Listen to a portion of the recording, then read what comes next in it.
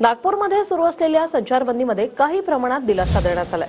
परिमंडळ 3 आणि 4 मधील संचारबंदी पूर्ण उठवण्याचा निर्णय घेण्यात आलाय। काही भागात संचारबंदी संध्याकाळी 7 ते रात्री ढील करण्याचा निर्णय घेण्यात आलाय। याचा आढावा घेतलाय आमच्या प्रतिनिधींनी, पाहूया।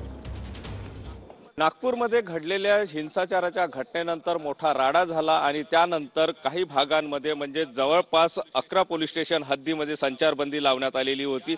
याआधी जे आहे ते नंदनवन आणि कपिलनगर या भागातली संचारबंदी पूर्णतः उठवण्यात आलेली होती। मात्र काल मुख्यमंत्र्यांनी नागपुरात आढावा घेतला, त्यानंतर काही पोलीस स्टेशन हद्दीतील संचारबंदी जी आहे ती पूर्णतः हटविण्यात आलेली आहे। त्यामध्ये जर आपण बघितलं तर परिमंडळ 3 मधील पोलीस स्टेशन पाचपावली, शांतीनगर, लकडगंज, त्याचप्रमाणे परिमंडळ 4 मधील पोलीस ठाणे जे आहे ते सक्करदरा, इमामवाडा या परिसरातील संचारबंदी आहे जी आहे ती पूर्णतः उठवण्यात आलेली आहे। तर ज्या भागामध्ये हा सगळा राडा झालेला होता आणि हा भाग प्रभावित झालेला होता त्या परिमंडळ 3 मधील पोलीस ठाणे कोतवाली, तहसील गणेशपेठ या भागातील संचारबंदी जी आहे ती कायम आहे, मात्र त्यामध्ये थोडीशी शिथिलता देण्यात आली। कॅमेरामन साईसह सुनील ढगे, TV9 मराठी, नागपूर।